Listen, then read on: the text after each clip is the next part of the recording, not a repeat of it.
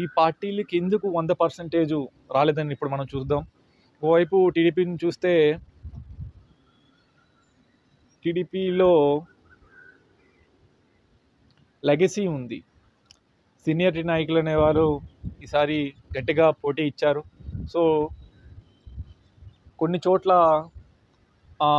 Seniority కనిపించలేదు. So అందుకోసమే బహుశా రావచ్చు. ఇది నా ఒక సమగ్ర నివేదికలో నేను నుంచి భావిస్తున్నాను. మిగతా వారు ఎవరైనా అనొచ్చు. ఇక వైసీపీ నుంచి చూస్తే కొన్ని దగ్గరలో ప్రజలు మార్పు కోరుకున్నారు. మార్పు అంటే ఆల్రెడీ ఒక నియోజకవర్గంలో ఒక నాయకుడు మూడు సార్లు పోటీ చేసి గెలిచిన తర్వాత ఆ నాయకుడు వాళ్ళకి మంచి చేసి చెడు చేయొచ్చు. కాకపోతే కొత్తగా ఇంకెవరైనా వస్తే ఇంకా వేరే విధంగా డెవలప్మెంట్ చేయొచ్చు కదా అని ప్రజలు భావించారు. సో ఒకవేళ వైసీపీకి సీట్లు తక్కువ వస్తే ఇలా అని మనం భావించవచ్చు. సో ఇక్కడ మూడో పార్టీ జనసేన పార్టీ ఈసారి చెక్ పాయింట్ పెడుతుందని ఇందాకే నేను చెప్పాను. ఎందుకంటే జనసేన చాలా తక్కువ నియోజకవర్గాల్లో ఈసారి పోటీ చేసింది. ఆ నియోజకవర్గాల్లో 18 సీట్లు అనేది మన సమగ్ర నివేదికలో జనసేన పార్టీకి వస్తాయని తెలపడం జరిగింది. ఈ 18 సీట్లు అనేది విస్తృత ప్రచారము మరియు లెగసీ అక్కడ ఉన్న లోకల్ నాయకులు అనేవి ఎక్కువగా కుర్రవాళ్ళకి అవకాశం ఇవ్వడం జరిగింది. యూత్కి కొన్ని దగ్గరలో సీనియారిటీ బట్టి కూడా జనసేన విన్ అవుతుంది. సో కొన్ని చోట్ల ఎవరైతే నిలబడ్డారో అభ్యర్థులకి ఫాలోయింగ్ లేపడం వల్ల అక్కడ జనసేనకి సీట్లు రాకపోవచ్చని నా అభిప్రాయం. ఇక చూస్తే ఇండియన్ నేషనల్ కాంగ్రెస్ అనేది మొన్ననే మళ్ళీ ప్రాధాన్యత సంతరించుకుంది. వైఎస్ షర్మిల గారు మళ్ళీ ఏపీకి వచ్చి ఆంధ్ర రాష్ట్ర కాంగ్రెస్ అధ్యక్షులు అయ్యారు కావున అందువలన మళ్ళీ ఐఎన్సీ అనేది ప్రాధాన్యత సంతరించుకుంది. అయితే ఐఎన్ఎస్లో ఇండియన్ నేషనల్ కాంగ్రెస్ నుంచి ఒక అభ్యర్థి విన్ అవుతున్నారు. అది ఎందుకంటే అక్కడ ఆయన సీనియారిటీ.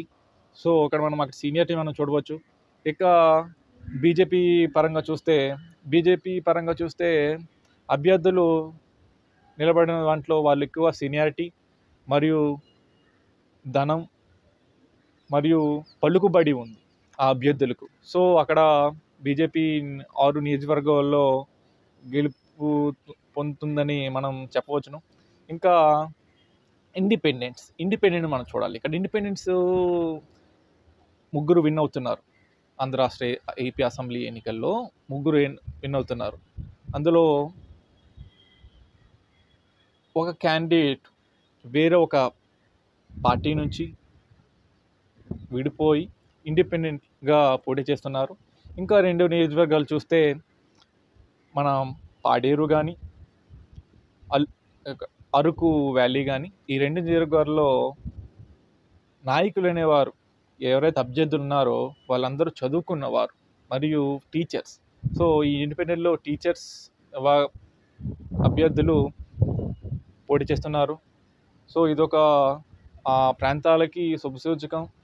ఎందుకంటే ఇక్కడ బలమైన పార్టీలు అయినటువంటి వైఎస్ఆర్సీపీ కానీ టీడీపీ కానీ బీజేపీ కానీ అంతగా ప్రాధాన్యం లేదని అక్కడ ప్రజల యొక్క అభిప్రాయాన్ని మనం సమగ్ర నివేదికలో చూసాము. సో పాడేరు అరకు వ్యాలీ నియోజకవర్గాల్లో ఇండిపెండెంట్ క్యాండిడేట్ల హవా కొనసాగుతుందని మనం భావిస్తున్నాం. సో ముందుగా ప్రజలు ఈ సమగ్ర నివేదికలో మనం తెలుసుకుంది ఏంటంటే ఓటర్ ప్రవర్తన ఎలా ఉందంటే, ఇప్పుడు మనం ఒక నియోజకవర్గం తీసుకుందాం. సపోజ్ ఉదాహరణకు చెప్తున్నాను. ఒక బలమైన 2 పార్టీల నుంచి ఇద్దరు అభ్యర్థులు ఉన్నారు.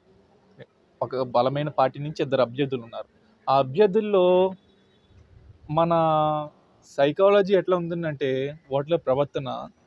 సో వేస్తే ఇద్దరిలో ఎవరికైనా ఒకరికే వేయాలని మనం అనుకుంటున్నాం. కాకపోతే ఎన్నికల్లో దాదాపు 2000 మంది ఇండిపెండెంట్లు నిలబడ్డారు ఆ ఏపీ అసెంబ్లీ ఎన్నికల్లో.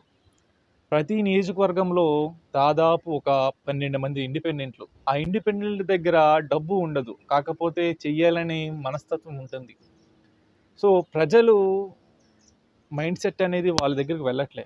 మనం ఏం చూస్తున్నాము, బలమైన పార్టీలు ఈ 2 అభ్యర్థుల్లో ఎవరికైనా ఒకరికే వెయ్యాలి మనం అనుకుంటున్నాం. కాకపోతే ఇండిపెండెంట్‌లకి మనం వేయట్లేదు. సో వాళ్ళకి డిపాజిట్లు కూడా రావట్లే.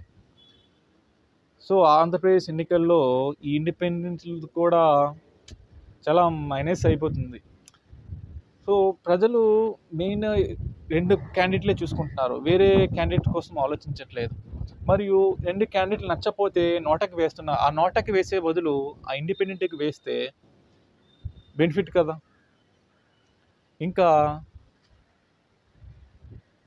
లాస్ట్‌గా చెప్తాను. ఏ నినాదం వెనక ఎవరి ప్రయోజనం దాగి ఉన్నదో ప్రజలు తెలుసుకోలేనంత వరకు ప్రజలు మోసపోతూనే ఉంటారు అని లెనిన్ చెప్పారు. సో దీని వెనుక ఒక కథ ఉంది. మనకు పూర్వం రాజులు పాలించేవారు.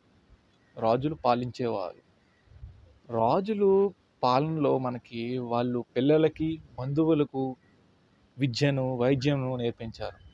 కానీ ప్రజలకు ఆ విద్యను, వైద్యం నేర్పించలేదు. ఎందుకంటే ప్రజలు విద్యను నేర్చుకుంటే వాళ్ళు ప్రశ్నించడం మొదలు పెడతారు. ఇక రాజుల నుంచి బ్రిటిష్ వారికి వచ్చింది పాలన.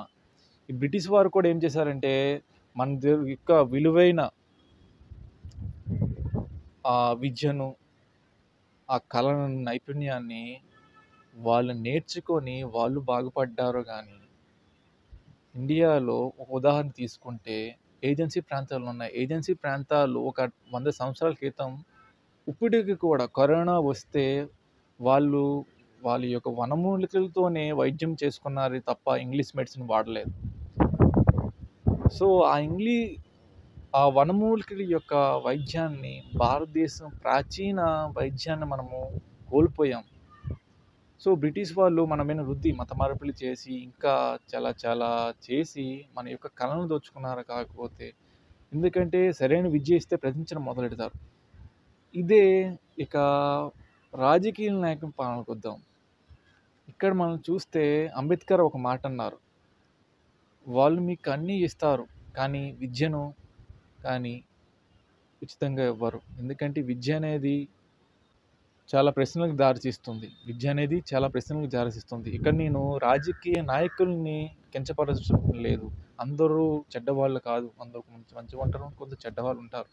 కాకపోతే ప్రజల యొక్క ఆలోచన విధానం మారాలి. ఆలోచన విధానం అంటే ప్రజలు ఎప్పుడైతే వాళ్ళ యొక్క చట్టాలు వాళ్ళకి ఎలాంటి గవర్నమెంట్ కావాలి, లేకపోతే పలానా గవర్నమెంట్ ఎక్కడ ఉంది, లేకపోతే పలానా సీఎం ఎవరు, పలానా ఉపరాష్ట్రపతి ఎవరు, పలానా మంత్రి ఎవరు అని ప్రతి విషయాన్ని క్షుణ్ణంగా వాళ్ళకి తెలియాలి.